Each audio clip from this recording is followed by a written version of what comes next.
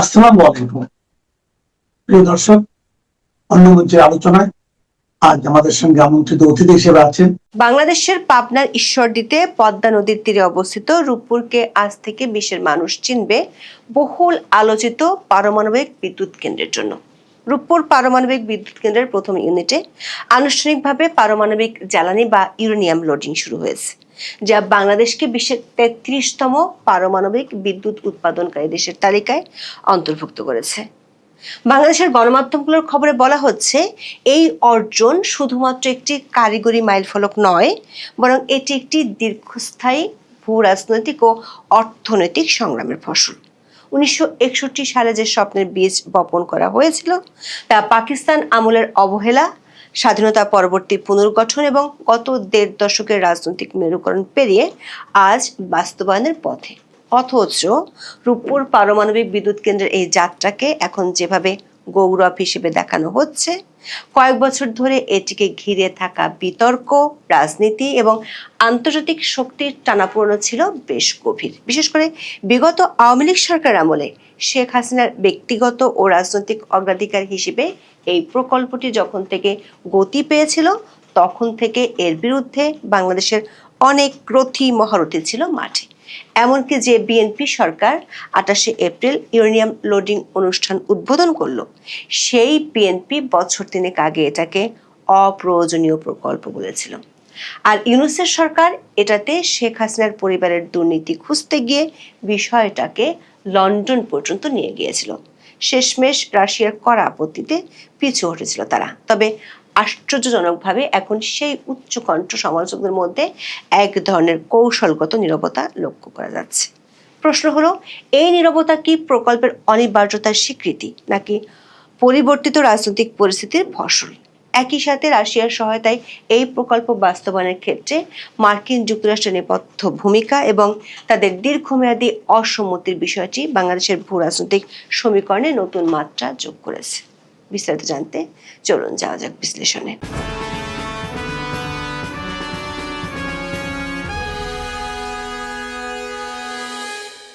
রূপপুর প্রকল্পের ইতিহাস ঘাটলে দেখা যায়, এটি বাংলাদেশের স্বাধীন সত্তার সমান্তরালে বিকশিত একটি ধারণা।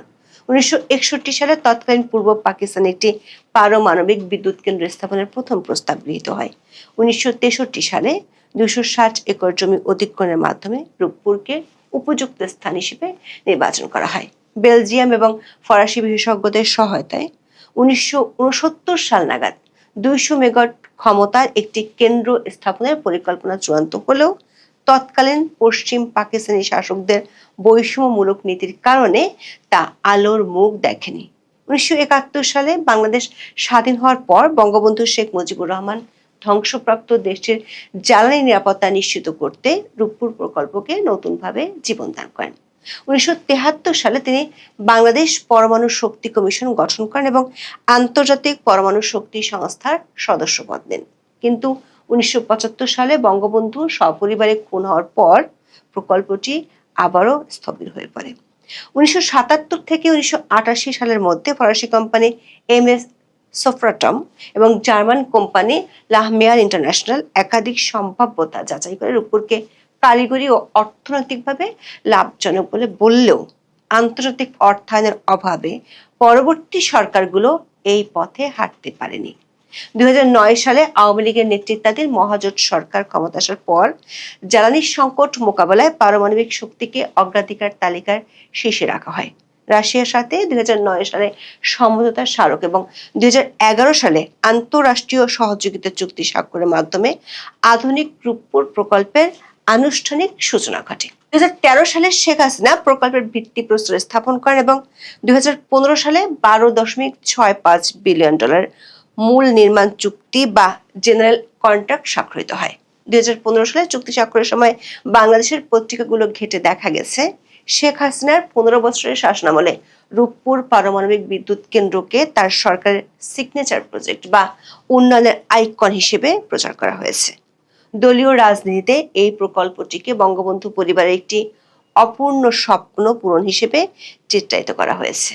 রাজনৈতিক বিশ্লেষকদের মতে শেখ হাসিনা এই প্রকল্পের মাধ্যমে একই সাথে দেশের ভিতরে তার নেতৃত্বকে শক্তিশালী করা এবং আন্তর্জাতিক মহলে বিশেষ করে রাশিয়ার সাথে একটি অটুট কৌশলগত সম্পর্ক গড়ে তোলার চেষ্টা করেছেন।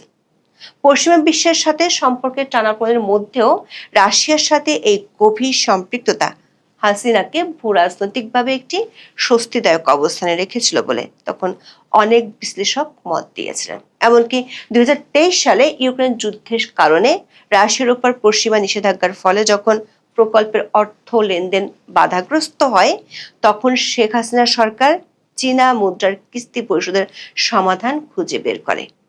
দর্শক, রূপপুর প্রকল্পকে কেন্দ্র করে দক্ষিণ এশিয়ার ভূ রাজনীতিতে এক ধরনের ছায়াযুদ্ধ লক্ষ্য করা গেছে।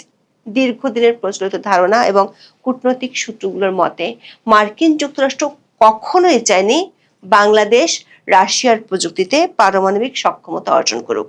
ওয়াশিংটনের উদ্বেগের মূল কারণ ছিল নিরাপত্তার মানদণ্ড এবং রাশিয়ার সাথে বাংলাদেশের ক্রমবর্ধমান কৌশলগত নির্ভরতা।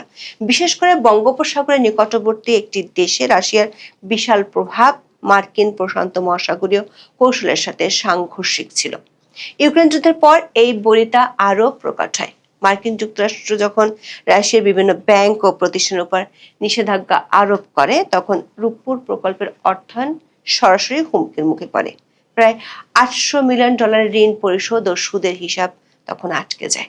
মার্কিন নিষেধাজ্ঞার কারণে রুশ জাহাজ উর্সা মেজরকে বাংলাদেশের বন্দরে ভিড়তে না দেওয়া ছিল একটি স্পষ্ট ভূ রাজনৈতিক সংকেত। তবে বাংলাদেশ সরকার এই পরিস্থিতিতে বেইজিং এর সহায়তা নেয়। $318 মিলিয়ন একটি কিস্তি চীনা ইউয়ানে পরিশোধের মাধ্যমে রাশিয়া ও চীনের মধ্যে যে অলিখিত অক্ষশক্তি কাজ করছে, তাতে বাংলাদেশের সম্পৃক্ততা স্পষ্ট হয়। মার্কিন যুক্তরাষ্ট্রের এই বিরোধিতার বিপরীতে রাশিয়া রূপপুরকে তাদের বিশ্বস্ততার প্রতীক হিসেবে ব্যবহার করেছে। রুশ প্রেসিডেন্ট ভ্লাদিমির পুতিন স্বয়ং প্রকল্পের বিভিন্ন মাইল ফলকে ভার্চুয়ালি যুক্ত হয়েছেন। চীনের ভূমিকা এখানে ছিল মূলত একজন ফেসিলিটেটর।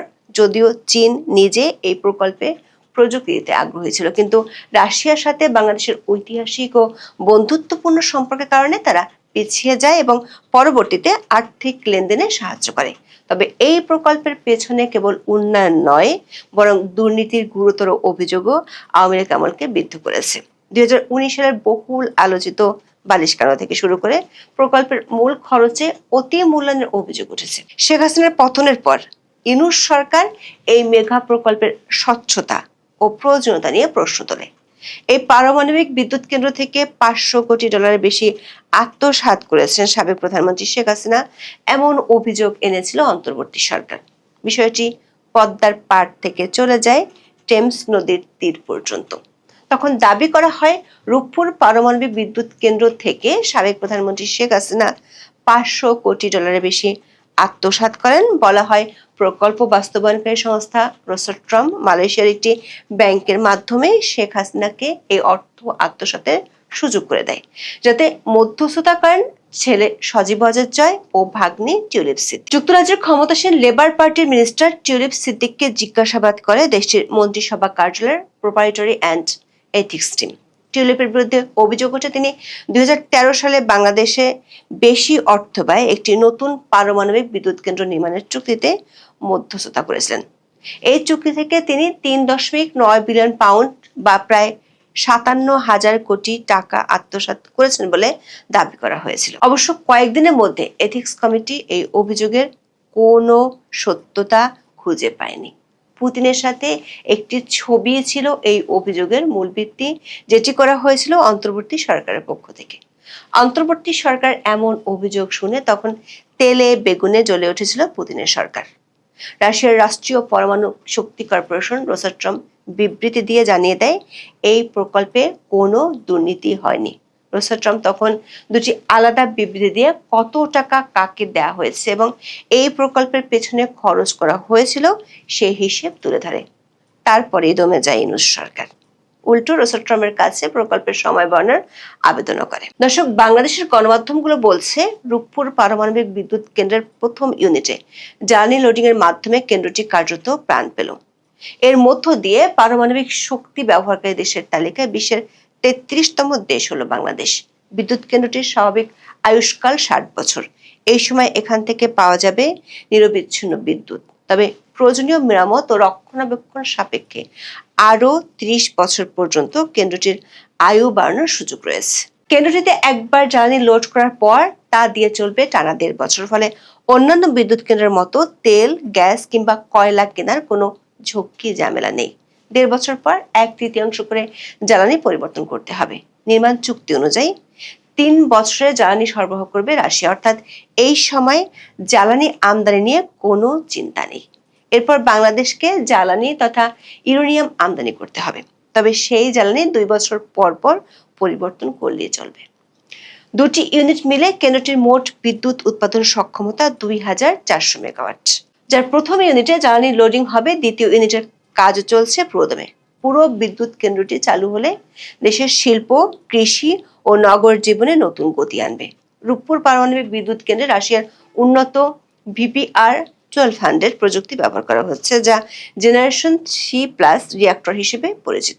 এই প্রযুক্তির সবচেয়ে গুরুত্বপূর্ণ বৈশিষ্ট্য হলো এর ফুকুশিমা পরবর্তী নিরাপত্তা ব্যবস্থা। এখানে সক্রিয় এবং নিষ্ক্রিয় উভয় ধরনের নিরাপত্তা ব্যবস্থা আছে, যাতে বিদ্যুৎ সংযোগ বিচ্ছিন্ন হলো বা মানুষের ভুল সিদ্ধান্ত থাকলেও কেন্দ্রটি স্বয়ংক্রিয়ভাবে নিরাপদ থাকতে পারে। দর্শক, রূপপুর পারমাণবিক বিদ্যুৎ কেন্দ্রের যাত্রা অনুষ্ঠানটির নাম দেওয়া হয়েছে রূপপুর থেকে রূপান্তর। এই রূপান্তরের গল্পটি হলো বাংলাদেশের অনিশ্চয়তা থেকে সক্ষমতায় উত্তরণের এক জীবন্ত দলিল। 1961 সাল থেকে 2026 সাল পর্যন্ত এই দীর্ঘ সময়ে প্রকল্পটি অসংখ্যবার রাজনৈতিক প্রতিহিংসা ও ভূ রাজনৈতিক ষড়যন্ত্রের শিকার হয়েছে।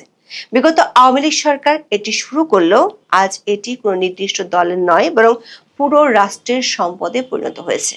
মার্কিন যুক্তরাষ্ট্রের নেপথ্য বিরোধিতা এবং রাশিয়ার সাথে ক্রমবর্ধমান নির্ভরতা বাংলাদেশকে এক কঠিন কূটনৈতিক পথে নিয়ে এসেছে।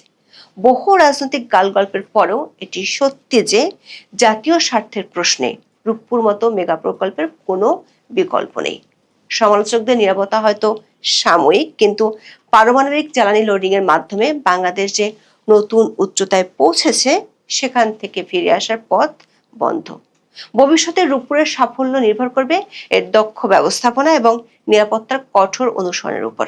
রূপপুর কেবল একটি বিদ্যুৎ কেন্দ্র নয়, এটি বাংলাদেশের প্রযুক্তিগত আভিজাত্য এবং জ্বালানি সার্বভৌমত্বের প্রতীক হয়ে বেঁচে থাকবে।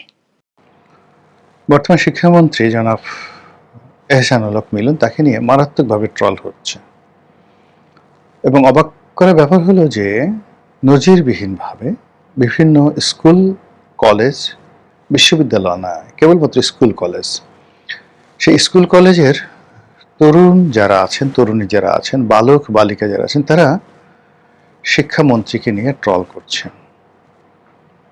খুব নির্মম এবং নিষ্ঠুর ট্রল করছেন।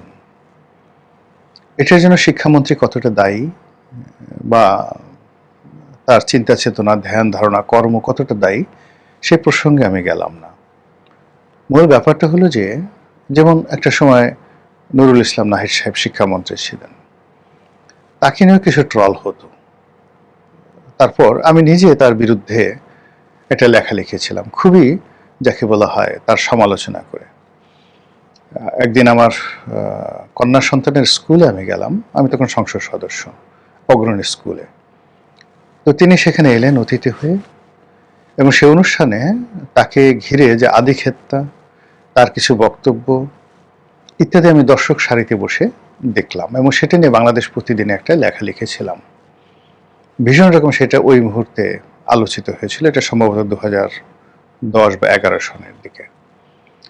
তো মন্ত্রী আবার পরবর্তীতে একটা অনুষ্ঠানে বলছিলেন যে এমপি সাহেব আমাকে একেবারে শেষ করে দিয়েছে, উলঙ্গ করে দিয়েছে, নাঙ্গা করে দিয়েছে। কিন্তু মূল ব্যাপারটা হলো যে জনাব নুরুল ইসলাম নাহিদ দীর্ঘদিন ক্ষমতায় ছিলেন, কিন্তু মন্ত্রণালয়ের ভেতরে এবং বাহিরে তিনি সম্মান এবং মর্যাদা পাননি। 2 নম্বর হলো যে তার ব্যক্তিগত অসততা নিয়ে বা যাকে বলা হয় আর্থিক দুর্নীতি নিয়ে কেউ বলেনি, কিন্তু তার পিএস, এপিএস এদের ব্যাপারে ভীষণ রকম যাকে বলা হয় দুর্নীতির অভিযোগ ছিল। অন্যদিকে দীপুমণি যখন শিক্ষামন্ত্রী হলেন, তার ভাবসাব ছিল তিনি খুবই খারাপ ব্যবহার করতেন অনেক কর্মকর্তাদের সঙ্গে, যেটি আসলে তার একটা ডুয়েল বা ট্রিপল ফেজ আছে। শেখ হাসিনার সামনে তিনি এক ধরনের ব্যবহার করতেন, আমাদের সামনে তিনি এক ধরনের ব্যবহার করতেন, তার অধীনস্থ কর্মকর্তা কর্মচারীদের সঙ্গে এক ধরনের ব্যবহার করতেন। ফলে মন্ত্রণালয়ের মধ্যে তিনি জনপ্রিয় ছিলেন না। এই গেল এক। 2 নম্বর হলো তিনি একটা দুর্নীতির নেটওয়ার্ক গড়ে তুলেছিলেন। টাকার বিনিময়ে ভিসি নিয়োগ দেওয়া হয়। এই দুর্নাম এবং বদনাম তার জমানাতে আসে। বিশ্ববিদ্যালয়ের ভাইস চ্যান্সেলরকে টাকার বিনিময়ে নিয়োগ দেওয়া হয়, প্রিন্সিপালকে নিয়োগ দেওয়া হয়, বদলি করা হয়। এটা শিক্ষামন্ত্রী এই ঘটনার সঙ্গে সরাসরি জড়িত। এই দুর্ভাগ্য আওয়ামী লীগের হয়েছে দীপুমনির কল্যাণে। এবং এই দীপুমনি তার যে এডুকেশন, তার যে লেখাপড়ার মান, সে চিন্তা করুন, একজন ডাক্তার, ঢাকা মেডিকেল কলেজ থেকে এমবিবিএস ডাক্তার, তারপরে একজন উকিল, এলএলবি অনার্স করেছেন, এরপর এমবিএ করেছেন আমেরিকার সে বিখ্যাত বিশ্ববিদ্যালয় থেকে, একটা বিশ্ববিদ্যালয়, সেটা সম্ভবত মানে কর্নেল ইউনিভার্সিটি অথবা এরকম খুব নামকরা একটা ইউনিভার্সিটি, আমার এই মুহূর্তে নাম মনে আসছে না। সেখান থেকে তিনি আবার এমবিএ করেছেন। তো এরকম একজন শিক্ষিত জন রাজনীতির সঙ্গে এরকম সরাসরি জড়িত ছিলেন কিনা আমাদের ছাত্র জীবনে দেখিনি, তবে তিনি সংগঠন করতেন। সন্ধানী নামক যে একটা সংগঠন আছে, ওই যে রক্ত কালেকশন করে, সেই তার সাথে জড়িত ছিলেন। কিন্তু আওয়ামী লীগের সঙ্গে তার যে সম্প্রীতি, মানে সম্পৃক্ততা, এটা খুব বেশি দিনের পুরনো নয়। তিনি হঠাৎ করে শেখ হাসিনার কাছাকাছি আসেন এবং তিনি, শিরিন শারমিন চৌধুরী, খুব দ্রুত শেখ হাসিনার একেবারে কাছাকাছি গিয়ে পদ, পদবি, সম্মান, মর্যাদা, মানে রাষ্ট্রীয় সম্মান মর্যাদা, যে সিল সাপ্পর পদ পদবি, এগুলো তিনি পেয়ে যান। কিন্তু শিরিন শারমিন যেটা আছে, সে শুধু পার্লামেন্ট নিয়ে তিনি থাকতেন, কারোর সাথে পাশে যেতেন না, আর অন্য কোনো কিছু দুর্নীতি অনিয়ম এগুলোর মধ্যে ছিলেন না। জাস্ট শেখ হাসিনা তাকে স্নেহ করতেন, স্নেহ করে একটা জায়গাতে তিনি বসেছিলেন আর তিনি শুধু বসেই থাকতেন। তো এরকম একজন ভালো মানুষ। আর একজন ভালো মানুষের নাম আমি বলি, যেমন আব্দুর রশিদ, এই ডক্টর মোহাম্মদ ইউনূসের জামানাতে যিনি ক্যাবিনেট সচিব ছিলেন, আমার খুব বন্ধু মানুষ, তো ভীষণ রকম বন্ধু মানুষ। আমি ঠিক তার যখন খুব দুঃসময় গেছে তখন আমাদের মধ্যে যোগাযোগ হতো, কিন্তু তার যখন সুসময় হলো, আমিও সাধারণত যারা পদ পদবি পায় তাদের কারোর সাথে যোগাযোগ করি না, আর যারা করে তাদের সাথে অত ইন্টারেস্ট নিয়ে যোগাযোগ করি না। যেমন ধরুন এখন যারা মন্ত্রী এমপি হয়েছেন, মোরলে সবাই খুব ঘনিষ্ঠ, এত ঘনিষ্ঠ বলার মতো নয়। আবার আওয়ামী লীগের যারা মন্ত্রী এমপি ছিলেন তারাও খুবই ঘনিষ্ঠ ছিল, কিন্তু কখনই আমি তাদেরকে টেলিফোন করিনি, আবার এখনো যেমন কাউকে করি নাই। তো এই কারণে আব্দুর রশিদ হলেন, তাকে যে মানুষে একটা বড় পদ পদবি পেলে কংগ্রাচুলেশন জানায়, আমি জীবনেই কাজ কারোর সাথে করিনি। এখনো মানে কাউকে একটা ভালো পদ পদবি পেয়েছে কাউকে কংগ্রাচুলেশন জানানো, এটা আমার কাছে কেন হয়ে ওঠে না। একে আপনি অসামাজিক বলতে পারেন, যা কিছু বলতে পারেন। তো এর মধ্যে একজন এডিশনাল সেক্রেটারি আমার সাথে দেখা করতে আসলেন এবং তিনি বললেন যে, স্যার, একটা দীর্ঘদিন লড়াই করছি, সংগ্রাম করেছি, এখন একটা খারাপ জায়গাতে আছি, একটা ভালো জায়গাতে যেতে পারে, চাকরি আসি আর বছর খানিক ভালো লাগতো। তা আমি বললাম যে, আপনি আব্দুর রশিদ ক্যাবিনেট সেক্রেটারি, তার সঙ্গে দেখা করেন, আমার সালাম দিন, আশা করি তিনি আপনাকে সাহায্য করবেন। বলে, স্যার আমি গিয়ে কী বলবো তাকে? বলবো যে আমার বিষয়টা একটু দেখতে বলছে। তো উনি বললেন যে, স্যার আপনি টেলিফোন না করলে হবে না, এবং তাকে বুঝাই বলতে হবে, সে এত ভালো মানুষ যে আপনি যদি, আমি গিয়ে যদি বলি যে রনি স্যার আমার বিষয়টা একটু দেখতে বলছে, আমাকে দেখতে বলছে, তখন সে শুধু আমার দিকে তাকিয়ে থাকবেন, ওই আপনি বলছেন দেখে, সে শুধু আমার দিকে তাকিয়ে থাকবেন এবং আমাকে দেখবেন, এবং এটার মধ্যেই তার কর্মপরিধি থাকবে, এর বাইরে তিনি আর অন্য কিছু চিন্তা করবেন না। তো এত ভালো মানুষ তিনি। এখন মানে আমাদের এলাকার এক হুজুর বিয়ে করলেন, তার ছেলে হলো, তো আশেপাশের লোকজন বললো যে হুজুর এত ভালো মানুষ, তার ছেলে মেয়ে হলো কি করে, বা তার স্ত্রী প্রেগনেন্ট হলো কি করে, হুজুরের পক্ষে তো এগুলো করা ঠিক না। তো এরকম অনেক ঘটনা ঘটে। শিরিন শারমিন ওরকম ভালো মানুষ, শেখ হাসিনা তাকে বসিয়ে দিয়েছেন, তিনি শুধু ওখানে তার যে কর্তব্য যতটুকু আছেন অতটুকুই করেছেন, ডানেও তাকাননি, বামেও তাকাননি। তো সেই দিক থেকে নুরুল ইসলাম নাহিদ বা ডাক্তার দীপুমনি তারা ওই রকম না, তারা ডানে বামে উপরে নিচে সব জায়গায় তাকিয়েছেন, এবং তার মধ্যে দীপুমনি যাকে বলা হয় সুপার, যাকে মানে স্মার্ট, এত স্মার্ট যে শেখ হাসিনাকে তিনি বুঝতেই দেননি যে শিক্ষা মন্ত্রণালয়কে তিনি গাং করে দিয়েছেন। এনিওয়ে, এখন যেটা বললাম যে সেই মন্ত্রণালয়ে মিলন সাহেব বলছেন, ডক্টর এহসানুল হক মিলন, ব্যক্তিগতভাবে তিনি সজ্জন, ওয়েল বিহেভড, অতিথিপরায়ণ, বন্ধুবৎসল। তার সঙ্গে যাদের সম্পর্ক রয়েছে সবাই তাকে খুব আপন মনে করেন যে এহসানুল হক মিলন আমার বন্ধু মানুষ। তিনি ছাত্রদলের রাজনীতি করেছেন। এহসানুল হক মিলন ফজলুল হক হলের ভিপি ছিলেন, সাবেক সংসদ সদস্য ছিলেন, সাবেক মন্ত্রী ছিলেন, আমেরিকাতে ছিলেন দীর্ঘদিন, আমেরিকার পাসপোর্টও তার ছিল। রাজনীতি করার জন্য তিনি মার্কিন নাগরিকত্ব ছেড়ে দিয়ে বাংলাদেশে চলে এসেছেন। তার স্ত্রী রাজনৈতিক ক্যারিয়ার অসম্ভব ভালো, ছাত্রদলের একেবারে কেন্দ্রীয় নেত্রী ছিলেন,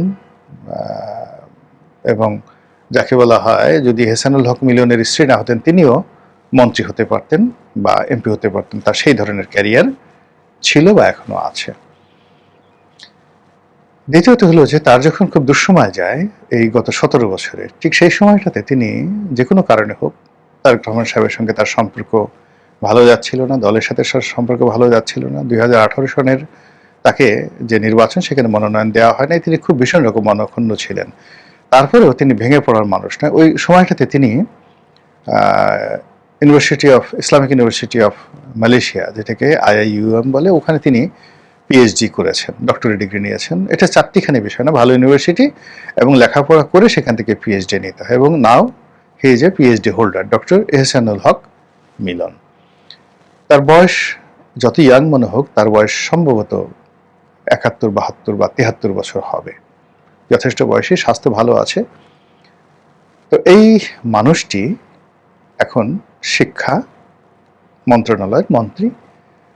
তো তিনি ভালো করবেন এটাই সকলের আশা, তিনি চমক দেখাবেন এটা সকলের আশা। এবং তাকে সবাই আমরা জানি যে তিনি বাংলাদেশের শিক্ষা জগতে যখন খুব নকল, খুব এলিমেন্টারি ফোর্স হয়ে যাচ্ছিল, ঠিক সেই সময়টাতে তিনি নকল বন্ধ করতে পেরেছিলেন অত্যন্ত সাহসিকতার সাথে।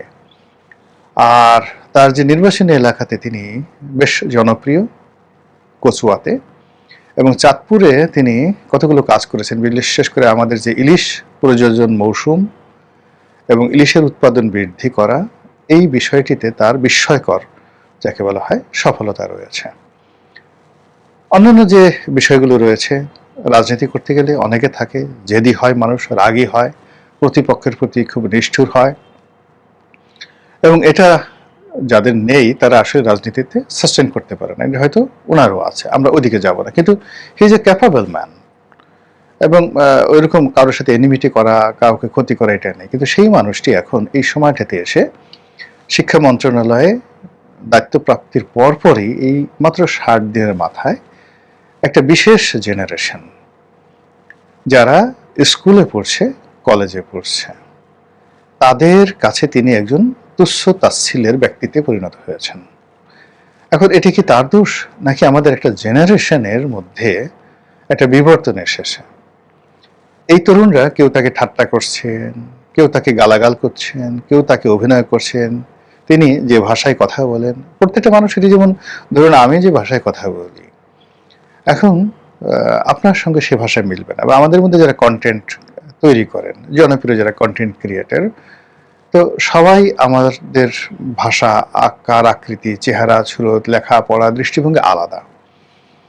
কিন্তু এই আমাকে যদি আপনি ট্রল করতে চান যে মিস্টার রনি এইভাবে কথা বললেন, এইভাবে ঘাড় নাড়ান, এইভাবে মিউ মিউ করেন, এইভাবে চিউ চিউ করেন, এইভাবে ম্যানা ম্যানা করে কথা বলেন, মানে আমাকে অফ করার জন্য you must have many many things. তো এই ক্ষেত্রে